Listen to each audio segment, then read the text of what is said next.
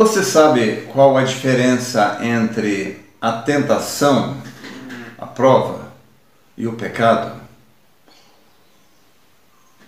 Claro, se você se você for estudar Tiago, capítulo 1, a gente vai ver ali que Tiago diz assim: ninguém sendo tentado diga de Deus sou tentado, porque Deus não pode ser tentado e a ninguém tenta, mas cada um é engodado pela sua própria concupiscência. E a concupiscência,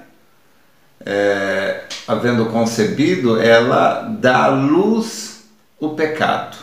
E o pecado consumado gera a morte. Sim, temos isto ali bem claro, bem estabelecido por Tiago. Mas eu me refiro à diferença entre a prova e o pecado. A prova, quando ela vem, às vezes você tem um período difícil na sua vida, é uma provação, mas aquilo depois se torna, quando a prova passa, quando o teste passa, o que resta é um alívio, uma gratidão pela vitória. E você fica agora com o reconhecimento de uma bênção, um reconhecimento que não havia antes. Por exemplo, uma pessoa que às vezes passa por uma prova, que é uma doença. Então, às vezes ela não sabia dar o devido valor à saúde. Mas depois daquela prova, então, depois que aquela prova passou, ele recebeu a cura, a vitória, então agora ele vai dar um valor àquilo que ele não dava. Então ele vai reconhecer melhor a saúde de uma maneira que ele não reconhecia o valor dessa saúde antes. Ou seja, então ele vai ser mais feliz, mais agradecido. Haja visto que a gratidão é a mãe da felicidade.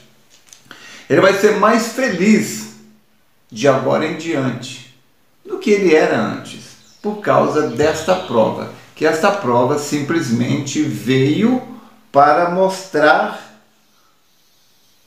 o amor de Deus, o cuidado de Deus, e mostrar o valor daquilo que você tinha e não sabia reconhecer de fato o valor que é a saúde. Então, claro, nós valorizamos a liberdade teoricamente. Ninguém sabe o que é liberdade, a não ser aquele que já esteve preso. Mas então, a prova ela serve para isto. Ela tem essa grande utilidade de levar-nos a reconhecer o valor de algo. Esta é a prova. E o pecado? O pecado é o contrário. Se por um lado a pessoa se torna mais feliz depois da prova, o pecado é o contrário.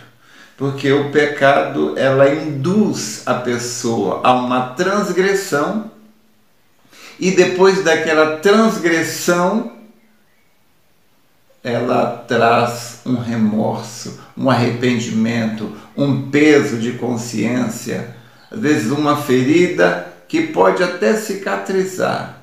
A ferida pode até cicatrizar, mas a cicatriz vai ficar lá. Vai ficar lá. É como um vidro. Ele pode até não quebrar, mas ele trincou, aquela trinca vai ficar lá. E tem pessoas que vão levar cicatrizes para o resto da vida. E não precisaria daquela cicatriz, se ele não tivesse se deixado engodar pela concupiscência, gerando o pecado, dando à luz o pecado e assim gerando a morte. Então, uma pessoa que cometeu um erro na vida uma vez disse, o que para mim foi uma grande lição. A pessoa disse assim: o prazer do pecado dura só um curto instante. O prazer do pecado dura só um instante, mas a consequência é para a vida toda. A consequência de ter pecado, muitas vezes, aquela cicatriz, o estrago que o pecado deixou, muitas vezes, aquilo é para a vida toda. É uma coisa que nós devemos pensar. O diabo, ele mostra, ele oferece o pecado, o prazer efêmero, passageiro, mas o diabo nunca mostra a consequência. A consequência. A bagaceira que vai ficar ao longo do caminho. Então, às vezes a própria pessoa ela não consegue mensurar, calcular o resultado de suas ações.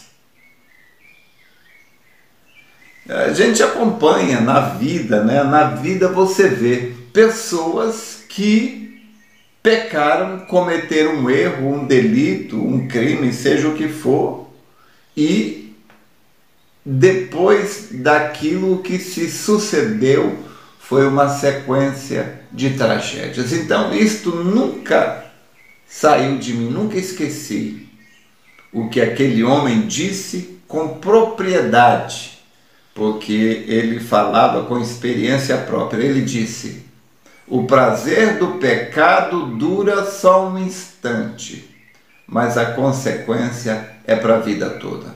Então, devemos pensar nisto. Devemos pensar. E a Bíblia está cheia dessas ilustrações. Não é? Então, Davi, depois de ter dado vazão à concupiscência da carne e ter pegado para si a mulher de outro homem, então o profeta veio até Davi e disse: olha, Davi, por causa disso, a espada nunca mais vai sair da sua casa. Então o filho de Davi, o bebezinho, morreu. Depois Aminon se apaixonou pela própria irmã e a forçou, a violentou, desgraçou a vida da filha. Depois Absalão pegou e matou o próprio irmão Aminon. E depois o próprio Absalão se levantou contra Davi. E o general de Davi matou o próprio filho de Davi. Uma sequência de tragédias que não teria acontecido se Davi não tivesse pecado com Batseba. Então, a prova, ela vem, que é um período da vida. Todos nós temos provas, testes. Salmo 34, verso 19 diz que muitas são as aflições do justo, mas Deus o livra de todas. Agora, nem Deus livra a gente dos resultados de certas ações.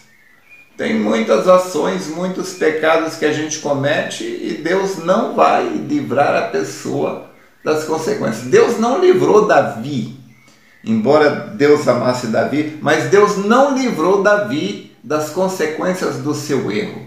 Deus não livrou Salomão, Deus não livrou fulano, ciclano, beltrano, Absalão e tantos e tantos. Então, devemos pensar nisto. A prova é uma coisa boa, porque depois de um céu escuro, relâmpago, trovão, tempestade, depois daquilo tem um dia agradável, fresco e até mesmo suavemente ensolarado. Depois da aquela tempestade, daquela chuva, então vem a grama verde. Depois da prova vem a bonança, mas depois do pecado vem a consequência. Então devemos pensar antes, porque muitas coisas, se você parar para considerá-las apenas depois que o leite já tiver derramado, meu irmão, minha irmã, tarde demais. Então pensa nestas coisas. Os pecados não estão diante de nós para serem atacados como formiga ataca um doce ou um açúcar que está no chão. Não. O pecado está aí para ser desviado dele. E para que a nossa luz resplandeça diante dos homens. Quando nos desviamos do pecado, nós grandemente adoramos a Deus. E Deus pode olhar para nós e dizer: tem um filho, uma filha que me ama, que me obedece, que crê em mim. Espero ter te ajudado. Deus te abençoe.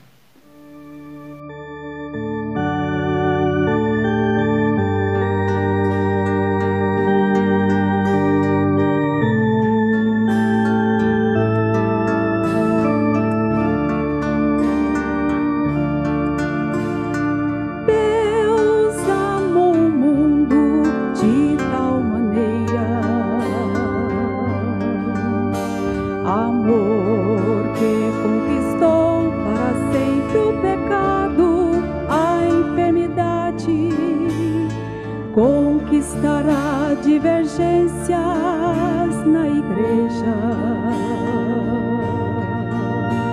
e tudo que for diferente dele,